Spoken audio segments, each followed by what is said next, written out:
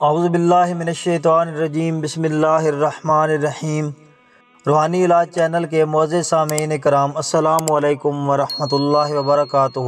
امید ہے آپ سب خیریت سے ہوں گے، اور ہماری دعا بھی ہے کہ اللہ کریم آپ کو ہمیشہ صحت و سلامتی کے ساتھ اپنی رحمتوں کے سائے میں رکھے، آمین ثم آمین۔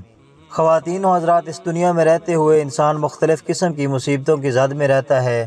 انسان زندگی بھر مختلف انواع کی بیماریوں، مصائب اور پریشانیوں کا سامنا کرتا رہتا ہے۔ ان پریشانیوں میں کئی مادی نوعیت کی ہوتی ہیں، لیکن کئی پریشانیاں مافوق و طبیعیات اثرات سے بھی تعلق رکھتی ہیں۔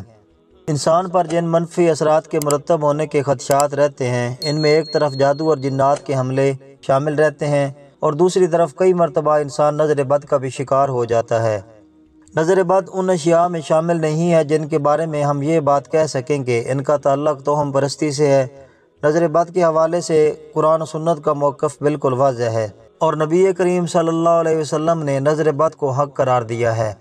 ام المومنین حضرت سیدہ ام سلمہ رضی اللہ تعالی عنہا روایت فرماتی ہیں کہ نبی کریم صلی اللہ علیہ وسلم نے ایک بچی کو دیکھا جس کے چہرے پر داغ یا دانے تھے۔ آپ صلی اللہ علیہ وسلم نے اس موقع پر اس بات کا حکم دیا کہ اس بچی کو دم کیا جائے، یہ نظر بد کا شکار ہو چکی ہے۔ اس کا مطلب یہ ہے کہ نظر بد لگ جانے کے بعد اس کے اثرات اس حد تک بڑھ جاتے ہیں کہ کئی مرتبہ اس کے حسی نتائج ظاہر ہونا شروع ہو جاتے ہیں۔ کئی ائمہ کرام نے اس حوالے سے کلام کیا، اور اس کلام کا خلاصہ کچھ یوں بیان ہے کہ نظر بد بسا اوقات انسان کو مختلف پریشانیوں میں مبتلا کر دیتی ہے۔ کئی مرتبہ نظر بد کے اثرات انسان کے وجود میں ایک حسی اور واضح بیماری کی شکل اختیار کر جاتے ہیں۔ یہ بات یاد رکھنے کی ہے کہ نظر بد کا تعلق توہم پرستی کے ساتھ نہیں ہے، بلکہ کتاب و سنت میں صریحاً بتایا گیا ہے کہ یہ ایک مسلمہ حقیقت ہے۔ سورہ القلم میں اللہ تبارک و تعالیٰ نے نظر بد کے اثرات کو واضح طور پر بیان فرمایا کہ کافر اپنی بد نظروں کے ذریعے نبی کریم صلی اللہ علیہ وسلم کو نقصان پہنچانا چاہتے تھے۔ نظر بد جو عموماً انسان کو لگتی ہے وہ ملامت اور حسد والی نگاہ ہوتی ہے، اور اس کے نتیجے میں انسان کئی مرتبہ دل کی گرانی، سر کے دباؤ، اعصاب کی شکستگی جیسے امراض میں مبتلا ہو جاتا ہے۔ کئی مرتبہ وہ ایسی بے چینی اور اضطراب کی کیفیت میں مبتلا ہو جاتا ہے جس کے بارے میں صحیح طور پر اندازہ لگانا اس کے لیے مشکل ہو جاتا ہے، جبکہ اس کے پس منظر میں نظر بد کا اثر ہوتا ہے۔ کئی علماء کرام جن کا تعلق روحانی علاج و معالجے کے ساتھ ہے کا موقف ہے کہ نظر بد کے اثرات کئی مرتبہ جادو سے بھی زیادہ سخت اور شدید ہوتے ہیں۔ بعض روایات سے ہمیں یہ بات معلوم ہوتی ہے کہ امت کی بڑی تعداد نظر بد کی وجہ سے قبروں تک پہنچے گی۔ اس طرح کتاب و سنت سے یہ بات بھی معلوم ہوتی ہے کہ اونٹ کو بری نظر ہانڈی تک پہنچا دیتی ہے۔ یہاں سے یہ بات ثابت ہوتی ہے کہ کس طرح صحت مند آدمی نظر بد کی وجہ سے مصائب اور مختلف طرح کے مسائل کا شکار ہو جاتا ہے۔ اللہ تبارک و تعالیٰ کے دین کا ایک بہت بڑا اعجاز ہے کہ اس میں زندگی گزارنے کے حوالے سے انسان کو جتنے مسائل دامن گیر ہو سکتے ہیں، ان سب کے بارے میں بڑے کامل اور مکمل انداز میں رہنمائی کی گئی ہے۔ حاسد ہر شخص کے ہوتے ہیں، لیکن کئی لوگ حاسدین کے باوجود اچھی زندگی گزار رہے ہوتے ہیں، جبکہ ان کے مد مقابل بہت سے لوگ حسد کی وجہ سے زندگی میں نشیب و فریب کا سامنا کر رہے ہوتے ہیں۔ اس کی بنیادی وجہ یہ ہے کہ نظر بد، جادو یا شیطانی اثرات ہوں یا جنات کی طرف سے ہونے والی پیش قدمی ہو، ان تمام اثرات کا تعلق در حقیقت اللہ تعالیٰ کے امر کے ساتھ ہے۔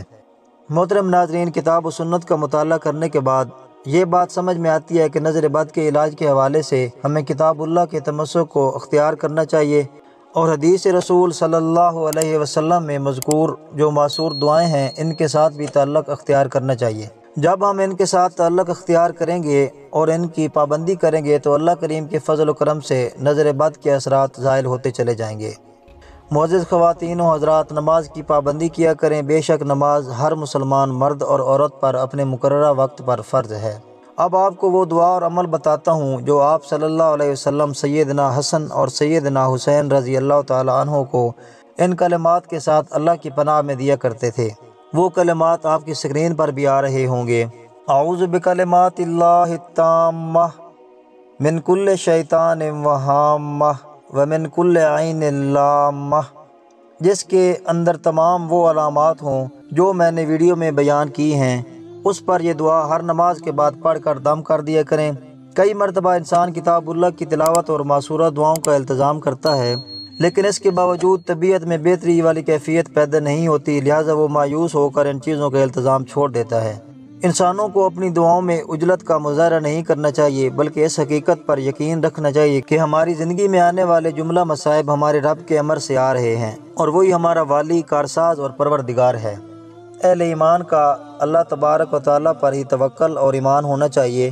دعا ہے کہ اللہ تبارک و تعالیٰ ہمیں نظر بد کے اثرات سے محفوظ و مامون فرمائے، آمین ثم آمین۔ امید ہے آپ کو میری یہ ویڈیو پسند آئے گی۔ اگر ویڈیو اچھی لگے تو چینل کو سبسکرائب کر دیں اور ویڈیو کو لائک اور شیئر کر دیں۔